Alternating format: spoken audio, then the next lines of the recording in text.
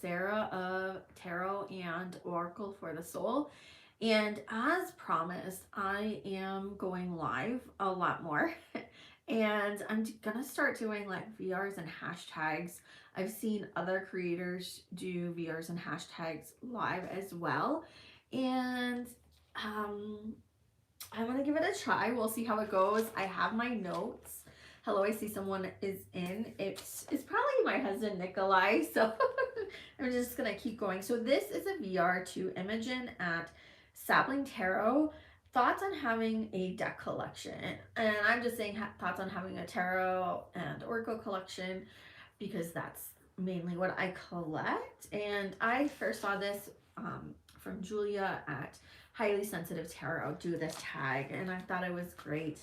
And I love the direction that tarot tube is going in, getting away from just showing decks and kind of more like deeper dives and going slower, and also talking about tarot tube and collecting and decks and our experience as tarot readers. um, I am a professional tarot reader, so um, we all have like different perspectives and ways we read and types of decks we collect. So let's get into it. Question number one: how long have you been collecting tarot? So I learned to read tarot. It's been about 19 years now. And when I first started, I definitely wouldn't call myself a collector. I had the Thoth and the Rider Waite Smith deck. I bought a tarot kit, an intro kit, and it compared both decks, and it's a great book. But I learned, and my deep dive study was on the Thoth first. It wasn't actually um, the Rider Waite Smith.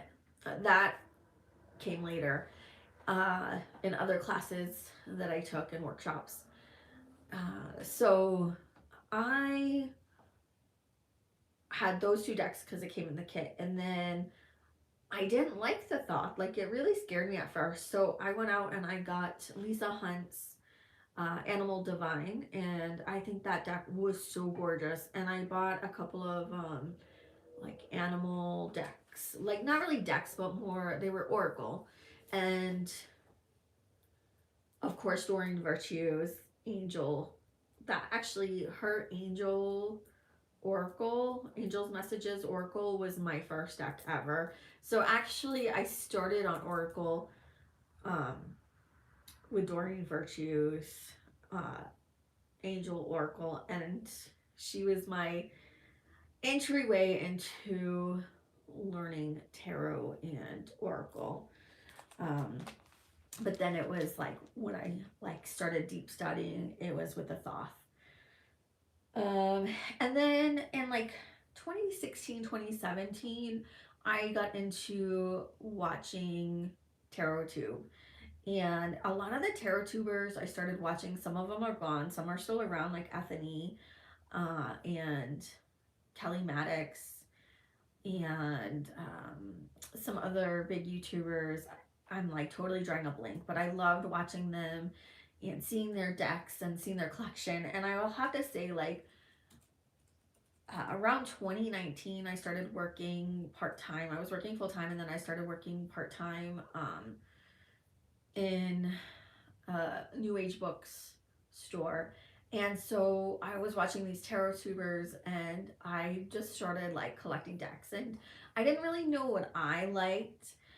It was a lot of trial and error. I was very heavily influenced by whatever tarot tubers were liking and pushing. So like I bought Ian Daniels' Tarot of the Vampires because everybody loved that deck. I don't even like vampires. I am not a vampire person. It's not my thing.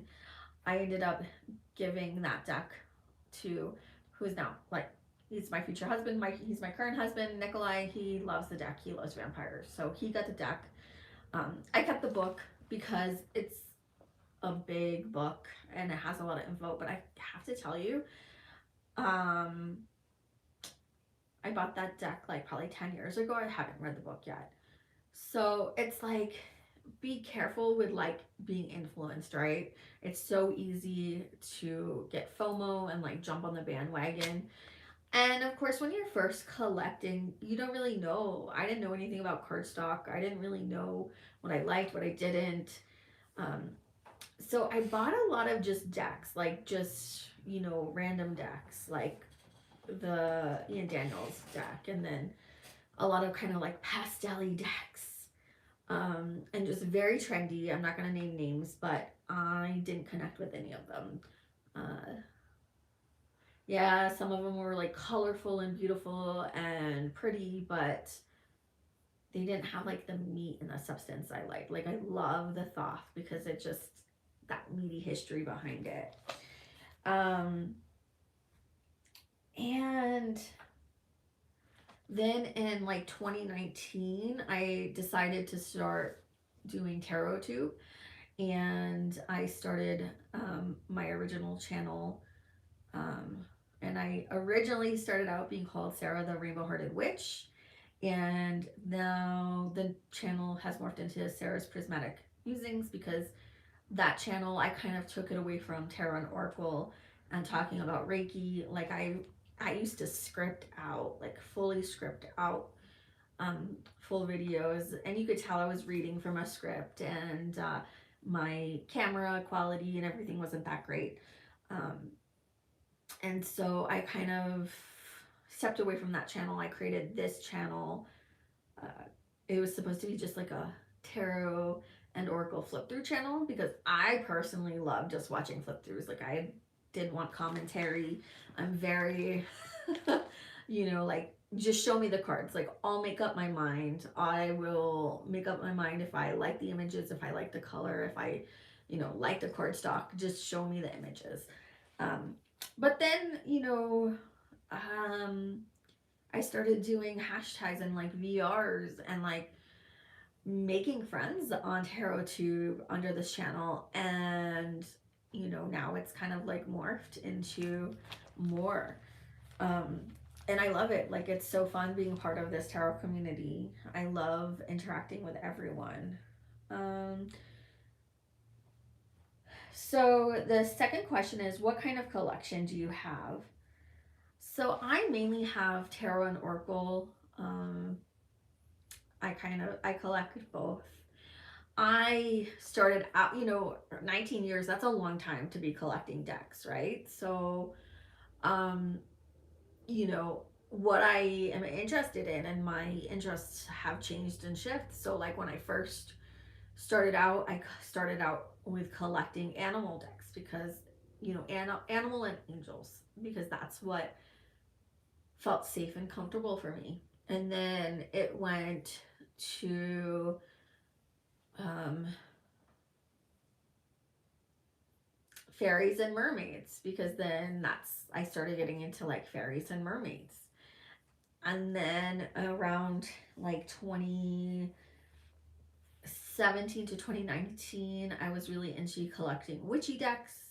And then now for this year, I have decided that last year I was really into collecting New York City themed decks.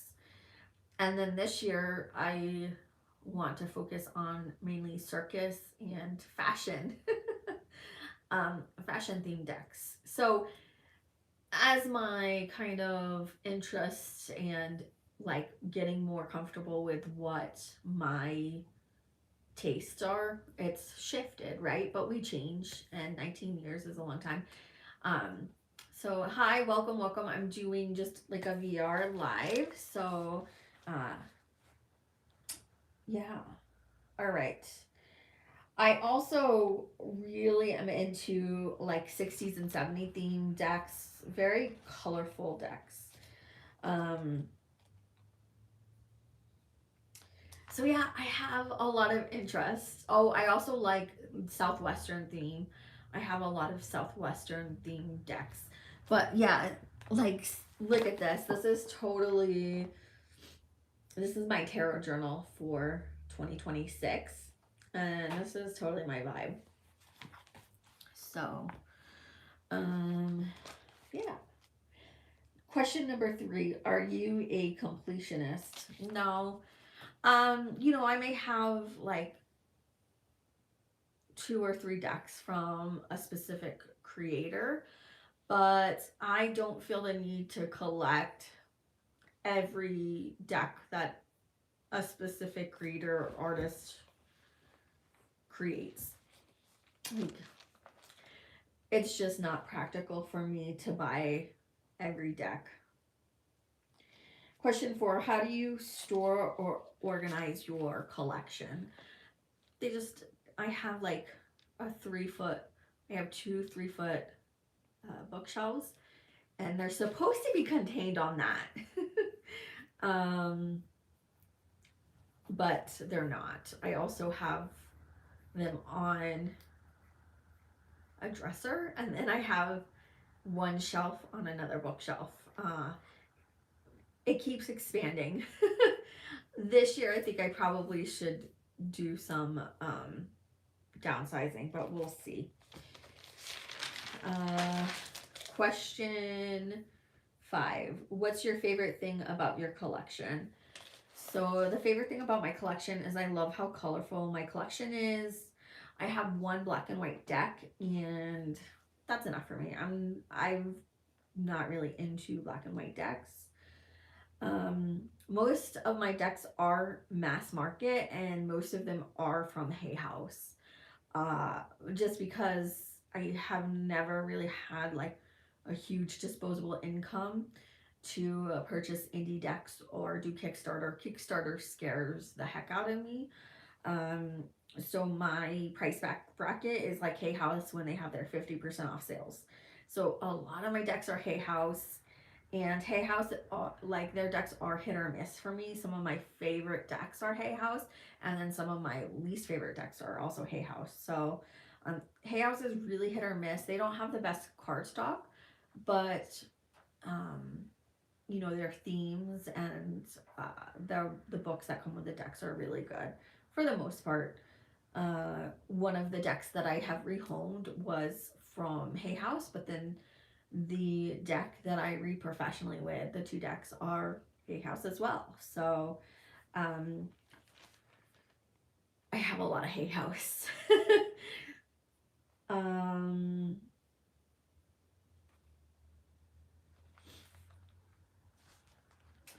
Number 6, what is your least favorite thing about your collection? So I kind of discussed this. It was how originally I was very, very influenced by Tarot Tube and what other people liked, and feeling like FOMO and like I have to get, XYZ deck, and then getting it and absolutely hating the cardstock and absolutely hating the colors and absolutely like just not vibing with the deck. And I know it's all like trial and error, and that's why we resell or give away decks. I just have such a problem with like letting go, and a lot of the decks, like I'm afraid of like, well, what if in the future I like this deck? What if in the future like it just connects with me and I'm upset for giving it away? But I need to get over that because I have rehomed decks, and not to my husband but to other friends, and I've done tarot and oracle trades.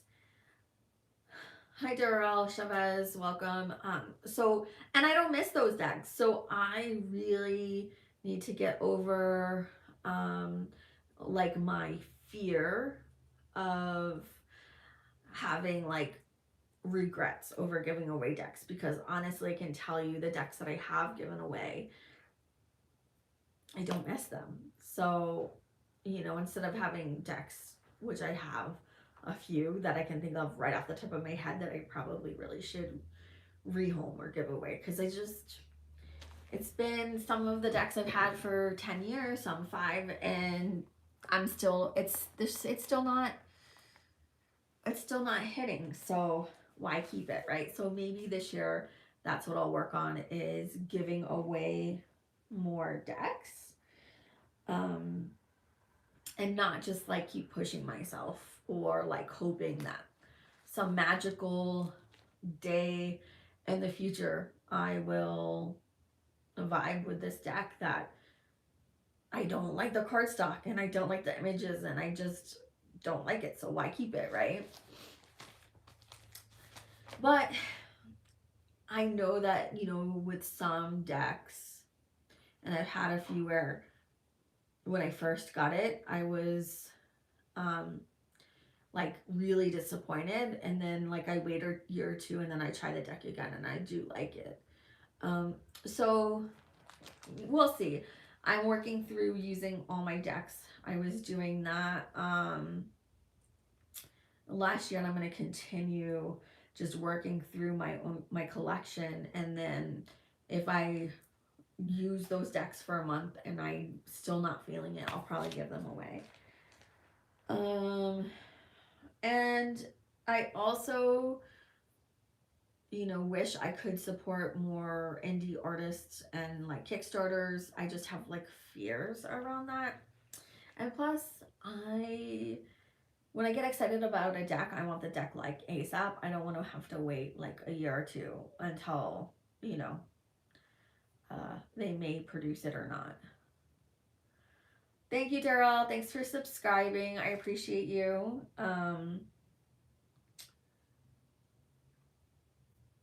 So the next question is, what is your biggest category in your collection?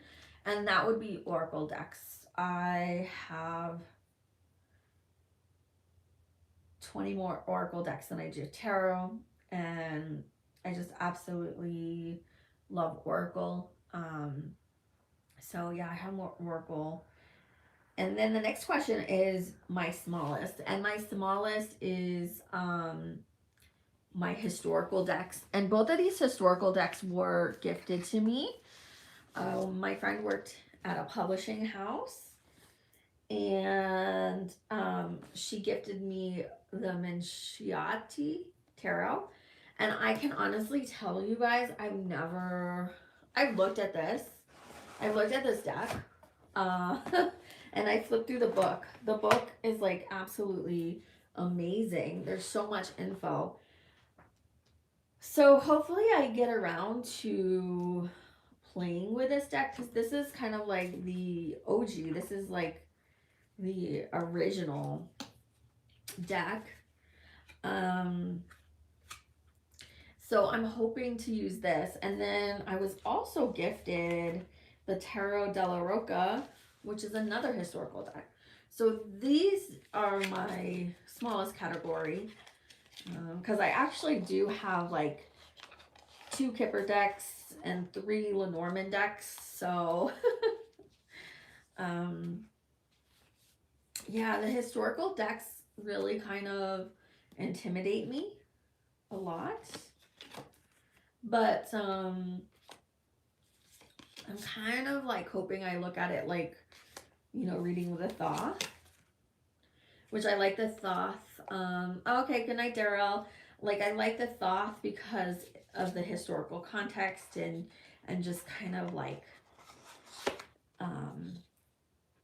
that it's attached to a magical system, you know, the Golden Dawn, and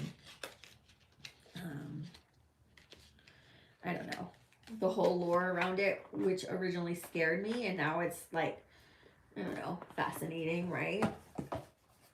So there's that. All right. Number 9, do you have a holy grail in your collection?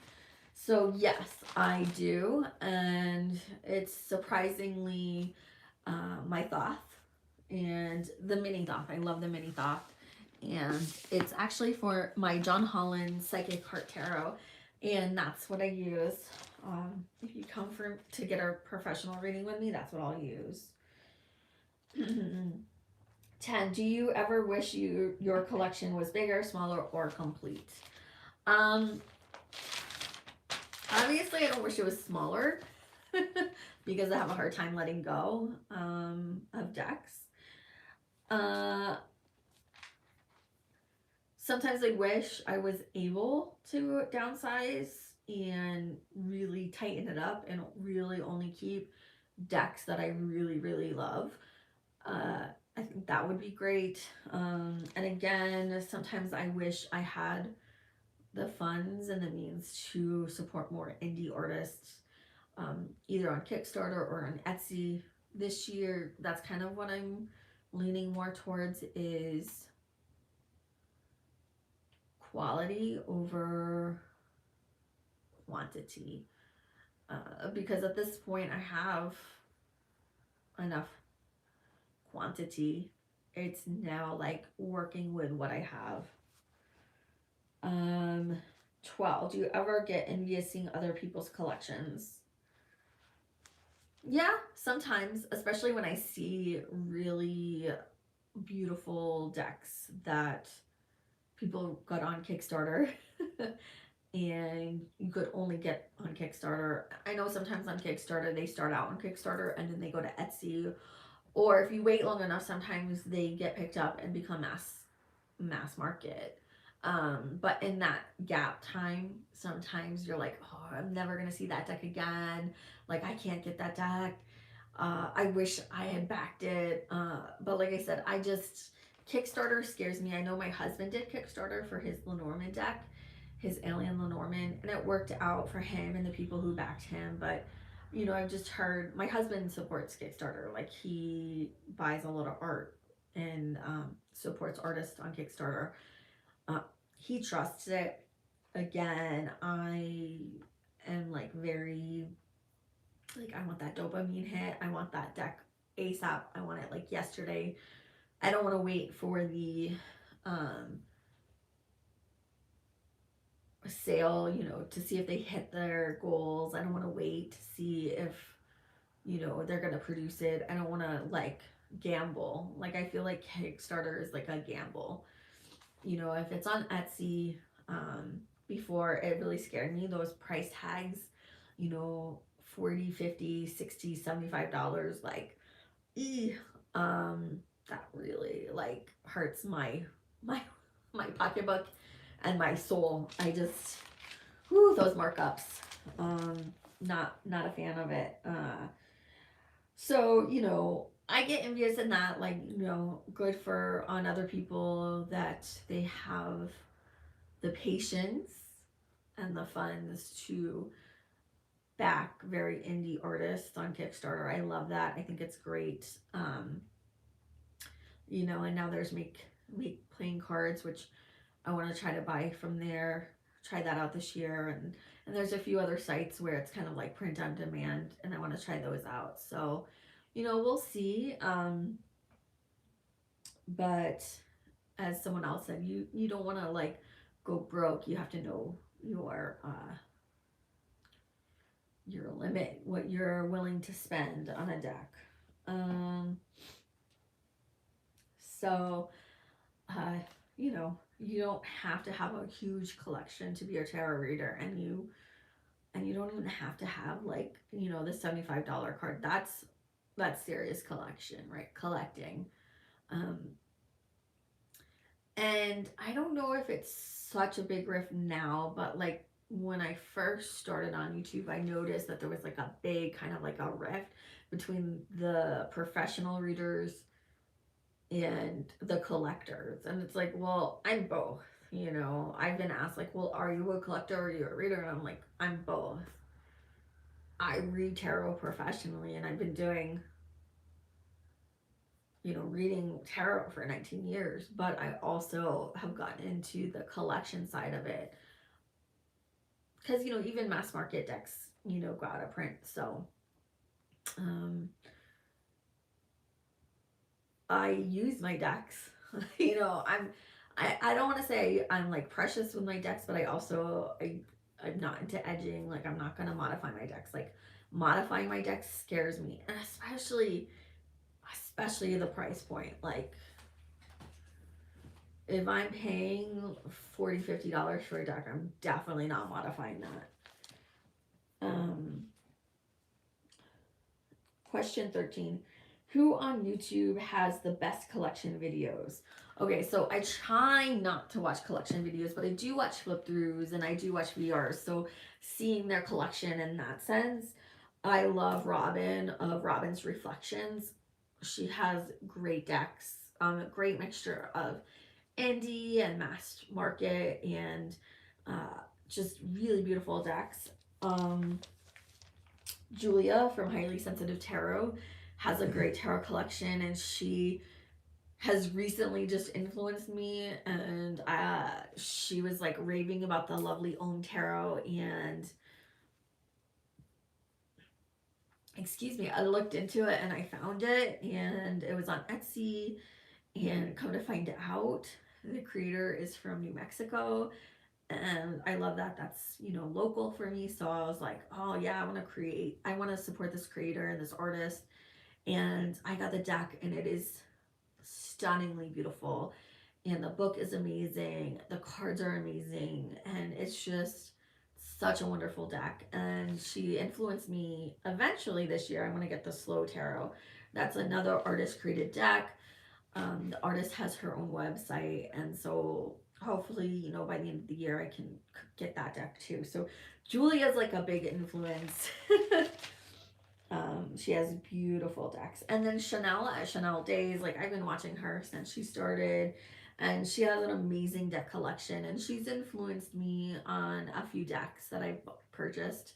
Um, and then a new channel, I think she started last year in 2025, or maybe at the end of 2024, I'm not sure, but Sarah at Sarah's Tarot. She's a fairly new YouTuber and fairly, you know, still growing, still pretty small, and she has like a great collection for just starting out. Like really good. Like I'm impressed. She has some pretty unique and really beautiful, beautiful decks.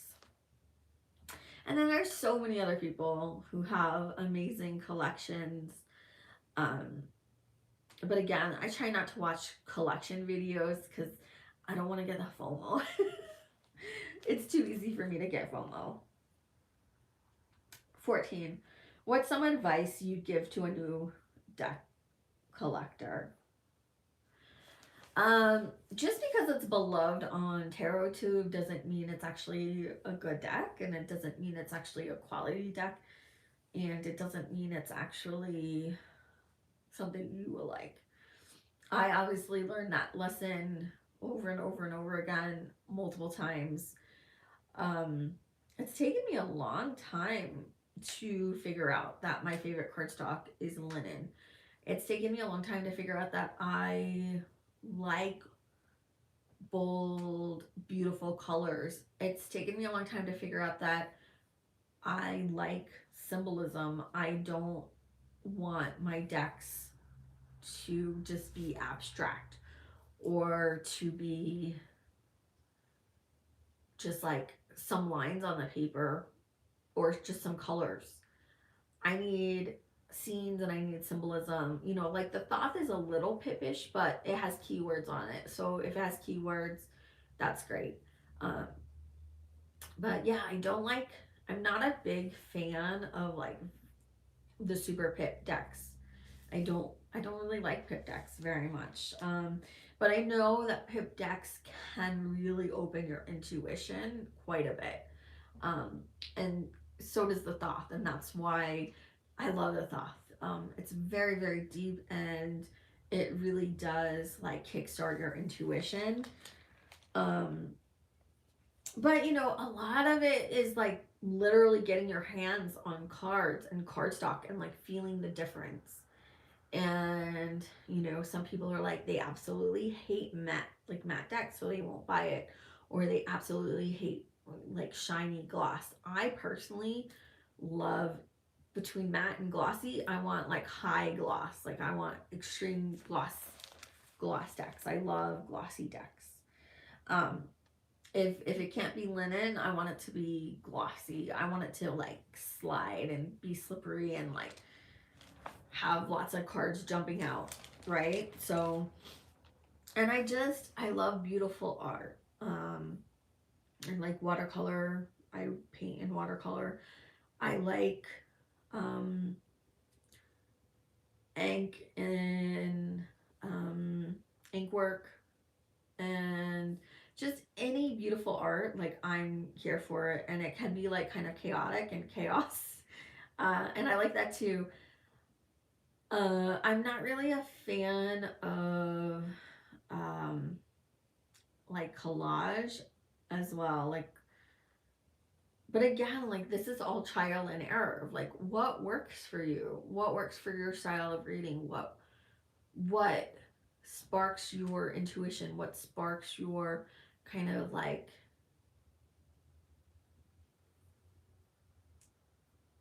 admiration of the deck. You know, you have to find things, you know, some there's decks I like. The cardstock isn't great, but the cards are just so beautiful that I'm like, okay, that's fine. Or the book is phenomenal. It's very rare that I love the book and I love the cardstock and I love the art and I love, you know, sometimes only one or two things. Tarot of Hearts is it hits almost every single category of things that I love. So that was why that was my deck of the year for 2025. It was on linen cardstock. It was colorful, it was bold, it had symbolism, it was easy to read. The book was amazing. It was so well done. And it was mass market. I'm the price point was amazing and it was just so high quality. Um, and you know, take your time, you know, collecting and you know, it's trial and error. And yes, you can always give decks away or go to, you know, if your town does trades. Like I know in a city that we used to be nearby, we could do trades, which we did that once. And some bookstores take it and will give you like a small, you know, whatever exchange rate for it or whatever. But for the most part, you know, if you're gonna buy your decks, unless you're gonna hold on to them for 20 years, um, you're not really gonna get much money in selling them, or you know, you're gonna sit on them for a long time. So, um, take your time collecting. You don't have to buy every deck. Like really sit with it and be like, why do I want this deck? Like, do I really like the color? Do I really like the theme? Do I like that cardstock? Um, can I afford it? uh, you know, the majority of the decks I have bought myself or they've been gifted to me from my husband or from friends. Um, I've had Happy Mail. I received Happy Mail from a viewer. That's how I got this deck, which is awesome. Like I said, I still have to play with it. Like I'm so intimidated by historical decks. Um, but yeah, I don't have publishing companies, you know, giving me decks. I don't get decks for free to review. Um, so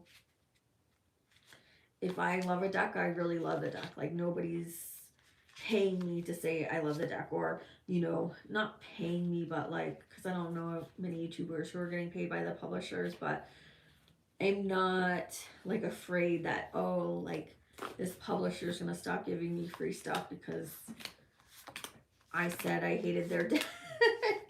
You know, I don't have to worry about that because I've paid for the deck myself.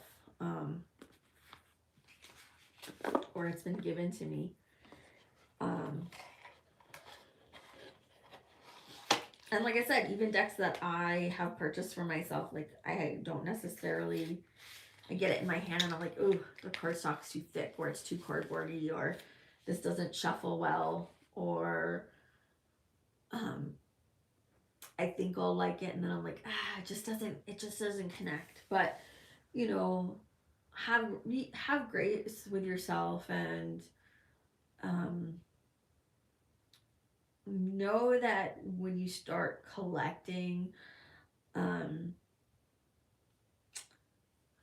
it's trial and error of like what you're gonna like and what you're not. And then I think the biggest thing that really changed the way I think about deck collecting is actually being a tarot tuber, because when you become a tarot tuber, you're always thinking like, oh, you know, I need this type of deck so I can do this VR, or, you know, how many times can I show the same decks in different VRs? Like, people are going to get sick of that.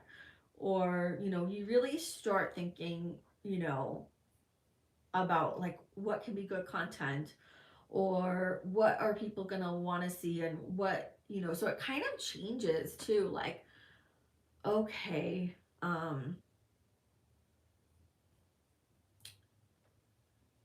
it changes kind of like what you collect, what you buy, why you buy it.